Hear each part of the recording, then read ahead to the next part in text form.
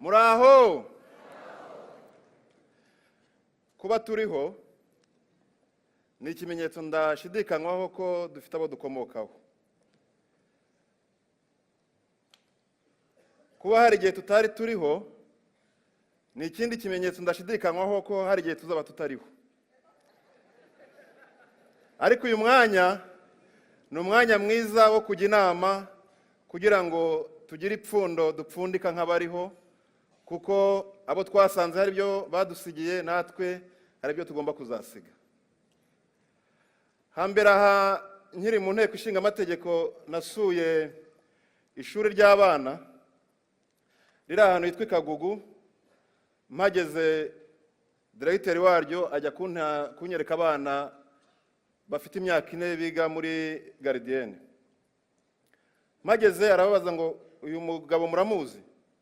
Utwana twose tuvugira rimwe ngo turamuzi.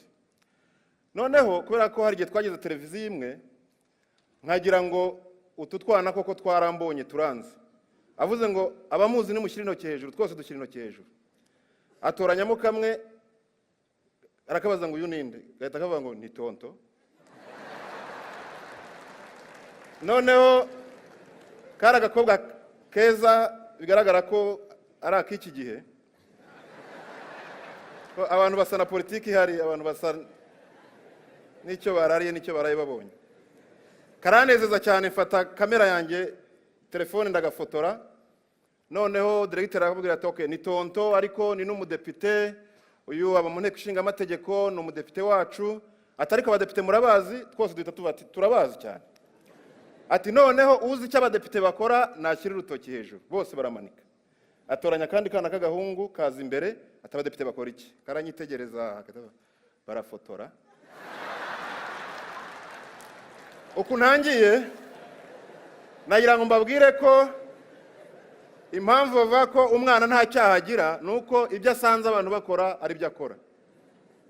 Abana dufite uyu munsi twishimira bafite imyaka 25, nimubaririza ahandi byavuye, ni mu rugamba, ni mu cyuya, inkotanyi ziyishe kugira ngo u Rwanda rube ruriho. Batabaye bakora gutya, batabaye bameze gutya, nicyo cyaba ari ikibazo. Bampaye iminota ihagije, ndifuza gusagura iyo nzakoresha ubutaha. Ariko reka nkoreshe isigaye. Umuco w'abantu ni umurage bahabwa n'abakurambere babo. Ariko igihugu nicyo cyambere abantu baragwa. Hanyuma abantu bakaba abanyagihugu, bakagira umuco w'icyo gihugu, bakagira n'indangagaciro z'icyo gihugu. U Rwanda rero ni igihugu ubundi cy'igihangange mu gace giherereyemo, ukirebeye mu rurimi twarazwe n'abakurambere, ukirebeye mu ndangagaciro abakurambere bacu badusigiye. Ariko twagize ingorane kuko abaha nabo hakurya hamwe indege yacu igwa badukoloniza. Ibyo abasemura ntibabivuga, nta usemura ubwiru. Bakigera iwacu, intekerezo zimwe, ururimi rwacu rwatangiye guhungabana. Ariko ndashaka kubereka uburemere burimo kugira ngo bano bana turera tubakangurire kuba abanyarwanda. Nibamara kwemera ko kuba umunyarwanda ari ugukora no kuzagira umurage usiga, tubafashe kubigisha ururimi n'indangagaciro zacu, kuko bihishemwe ubwenge utasanga mu ndimi z'ahandi. Bijya guhungabana, ndabaha ingero nkeya kugira ngo mwumve ko twari twinjiriwe, ariko ubundi dufite umuco n'ururimi biremereye cyane. Baba padiri bacu baje babera, ubundi baje batitwa abapadiri. Ariko kubera ko baje batanga ibintu harimo n'umuceri, buriya batanze umuceri ubashiranye igitondo kimwe. Abaturage b'iwacu Ishangi bajya gusaba umuceri, bababonye noneho baratangira ngo mes chers amis, padoli. Noneho abaturage bati padiri, padiri, padiri. Nimukora ubushakashatsi murasanga nta muntu wigeze avuga ko aba bapriste bacu ari abapadiri, usibye abaturage babwiwe ngo padoli, bo bagatavuga ngo padiri. Kari katangiye kuba. Ibindi ni ibintu bisanzwe, aho abangaba ba hano bageze ahitwa mu Kigaga, ni muri Nyamasheke, bahambukira. Hari ibintu bibiri bijya kwitiranwa. icyitwa bring it na blanket. Abakurambere bacu batubwo n'uburingiti bimwe biyorose.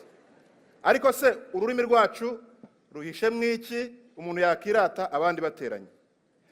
Abize amategeko n'abatarayize muzi ibintu by'ibyaha, ibyo bita genocide, ibyo bita crimes against humanity, ibyo bita aggression. Iwacu kugira ngo wumve uburemere bw'uko ikintu cyose umuntu akoze agikoreye umuryango nyarwanda nawe yabagarimo bakanamuhana bamushyiramo, baravuga ngo niba bampora iki Imana imbabarire, wenda yishe umwana we kuko twarabyize mu mateka yacu. Ntabwo bashaka kuvuga ngo yakoze genocide cyangwa se ngo ne criminal. Baravuga ngo yikoze mu nda. Murumva kuntu biremereye? Kwikora mu nda nuvuga ngo yakoze icyaha akikoreye nawe abihombeyemo, biraremereye ku buryo uvuze ngo ngiye kwikora mu nda ushobora kubireka. Ariko twageze abantu bakora ibyaha mu ndimi z'ahandi bakabikora nkaho ntacyo batwaye, nkaho nabo batarimo. Cyangwa se bakavuga ngo yihekuye. Murumva bitaremereye? Ya indi yashize. Hanyuma reka mbahe n'akandi gato ku bintu byo kuramukanya, mwumve ukuntu u Rwanda n'umuco warwo uremereye. Ahandi baravuga ngo bonjour, bonne nuit, au revoir. Ariko iwacu baravuga ngo mwaramukanya amahoro. Abakurambere bawe wowe n'abazagukomokaho bababumbira hamwe, mwaba muri amahoro.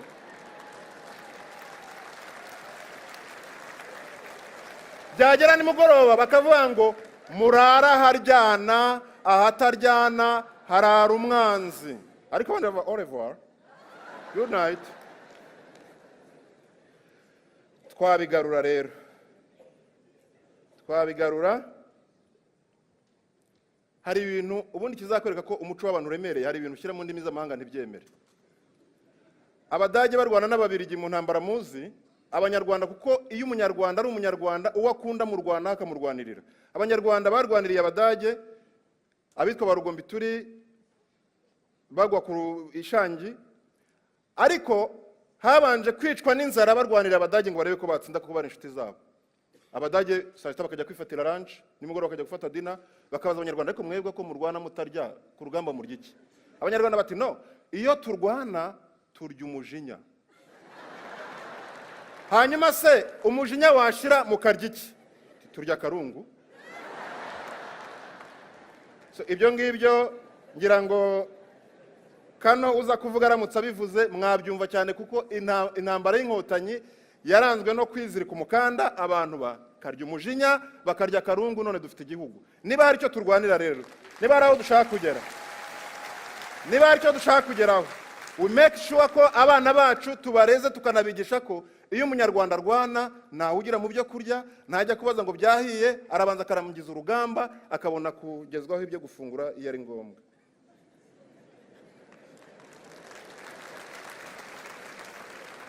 Nsoze rero mbasaba ko twafasha abakiri bato, abavuka, tukabayobora ku iriba ry'abakurambere bacu ryafukuwe nabo rikaza gutobwa na politiki mbi yabayeho, ariko abayobozi bacu bakongera bakaritokora rikabira iriba rizima, be kuvoma ku mariba y'ahandi nk'abatagira iriba ry'iwabo.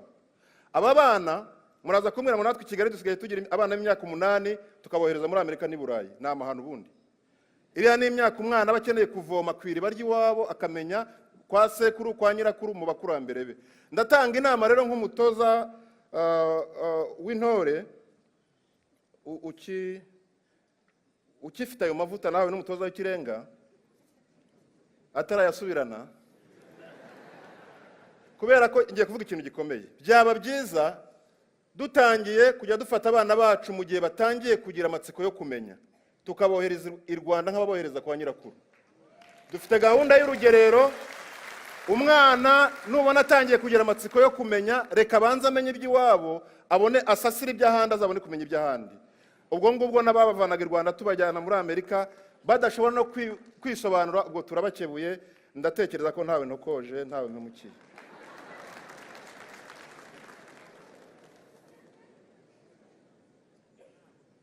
So muri 2020 imyaka 25 izaba yuzuye neza twibohoje.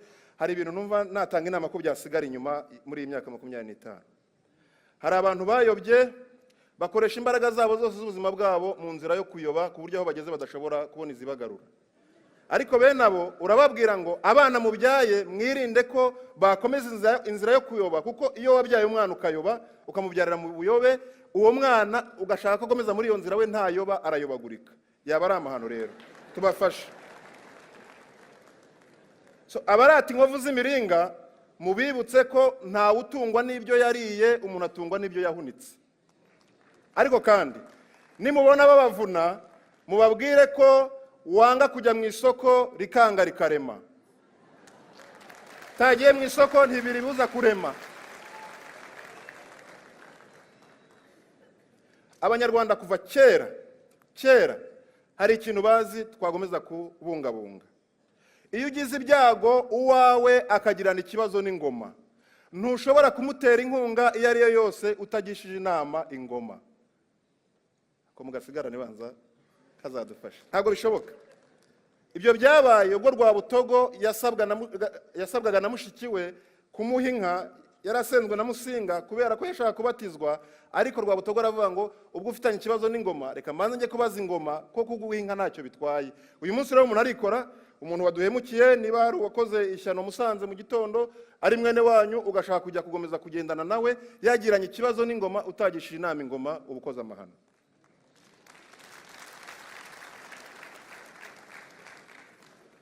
Ndatanga inama ko twagomeza kuba muri uyu mwuka mwiza w'ubudasa, tukubaka u Rwanda rwacu mu budasa.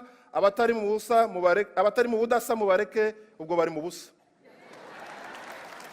Ndifuza guhamagara Karemera kugira ngo aze atubwire ku bijyanye n'umurage wacu.